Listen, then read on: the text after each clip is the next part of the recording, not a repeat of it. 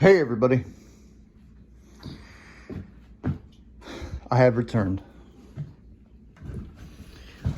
I've got a lot done since our last video. Whew. Okay, so I've been keeping a little parts count. In the quadrant, which is that main part, there are 47 parts that are all handmade. In the transmitters, which consist of a potentiometer that's modified with a longer head, the transmitter arm lug mount, this gear, indexing wheel, and then 2 AN bolts and a lock nut plus washers.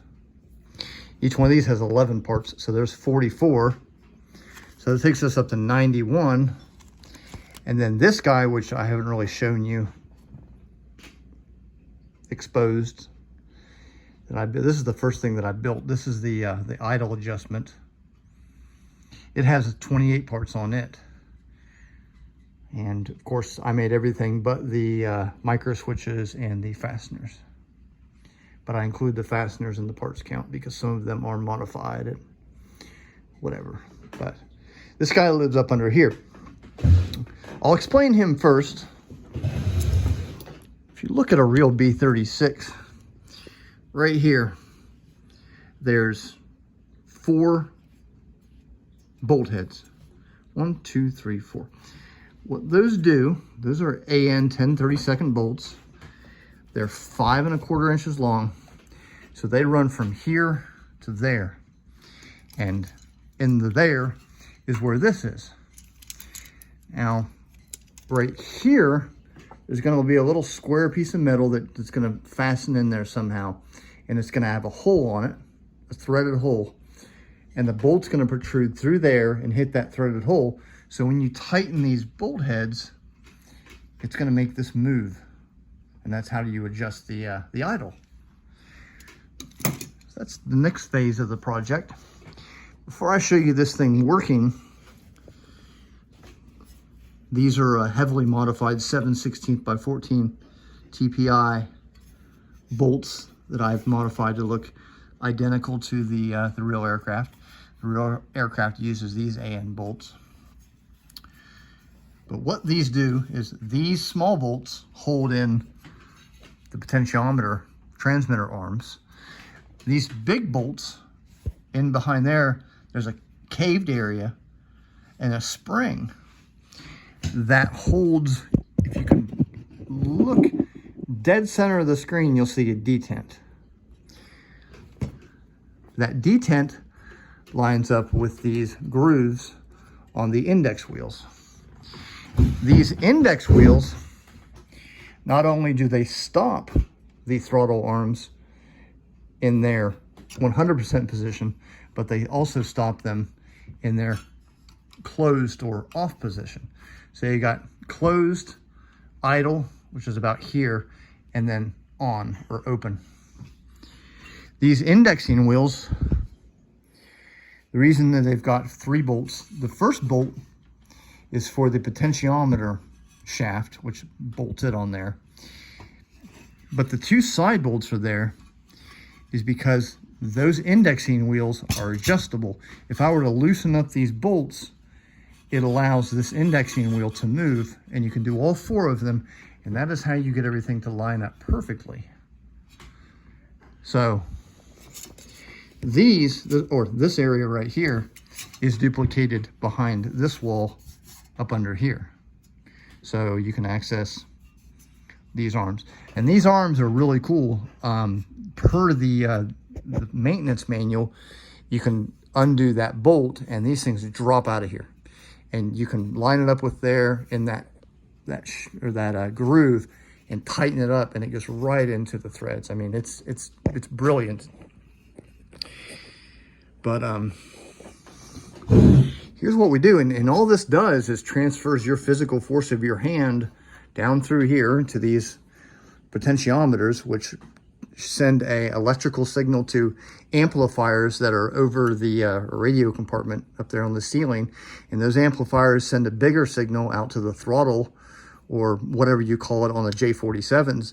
And that is the essence of how the jets work. So if these were the proper potentiometers, which they're not, they're close, but if these were the right nomenclature for the right the right voltage, if I had a J47 that had all the stuff that goes that away, I could use this. This part right here is pretty cool. What this does is this is your emergency override. In the event that these potentiometers fail, you can switch these. Right now they're on lever, but you can switch them to switch. So now you got your switches that do the exact same thing. You know, you've got your closed and you got your open. And then right here, your close and your open. But let's put her back on lever. I'll show you this thing working. With a little luck. Nah, we don't need no luck. I've put 180 hours into the fabrication of what you're looking at right here. That doesn't include the casting.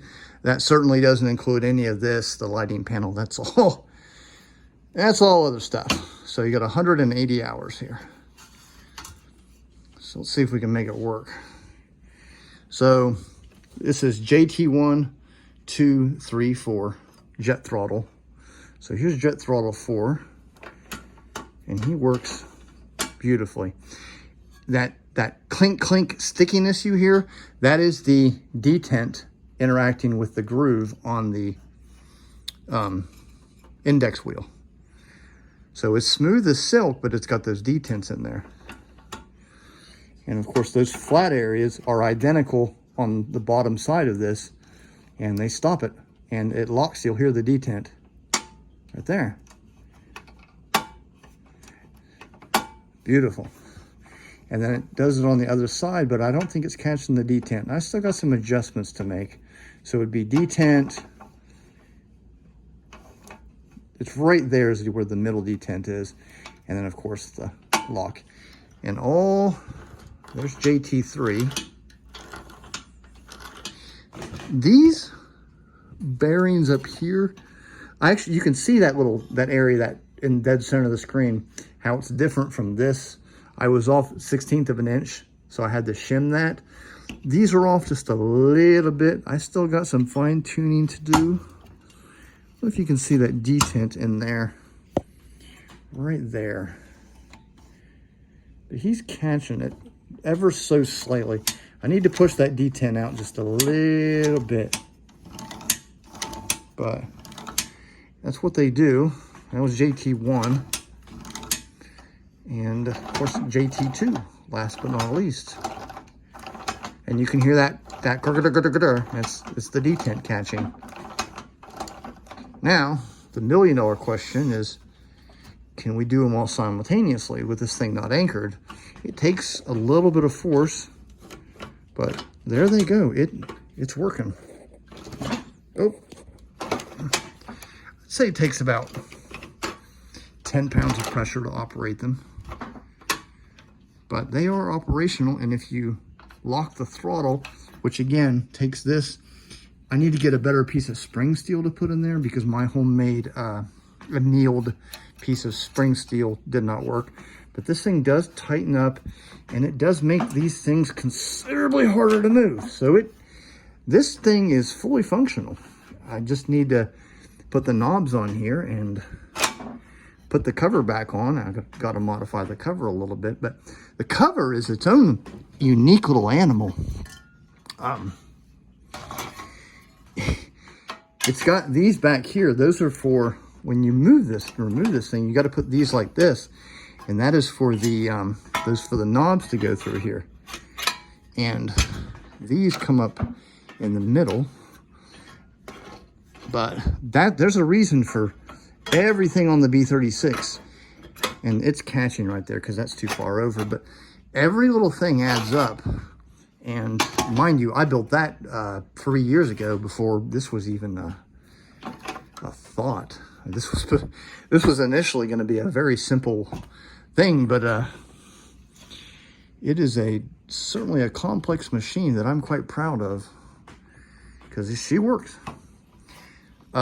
Next step, like I said, is to get the idle adjustment screws in there. And on the top of these guys are 2 more adjusters, which I don't know what they are. They consist of some kind of an adjustment and 4 more of these gears. But once those are up, this is done. And I might not be speaking accurately, but in terms of stuff that Consolidated Vultee Fort Worth made, which they made every part of this with the exception of, you know, the potentiometers. In terms of stuff they actually made at Fort Worth, I can't think of something more complicated on the B-36. The pilot's throttles aren't that complicated. The flight engineers, mixtures and throttles, those things aren't adjustable. They don't have the idle and everything. So this is more complex than those. And in terms of machines, I can't think of anything more complicated on the entire airplane than this guy right here. But he or she, whatever you want to call it, is done. And my fingers, taking these things apart a million times, are sore. Because let me tell you, it has been a very fun ride. It's been a spiritual journey for sure. But, you know, when somebody climbs up in this thing and pushes these throttles, closed, idle, open, it's awesome. I'll see y'all next time.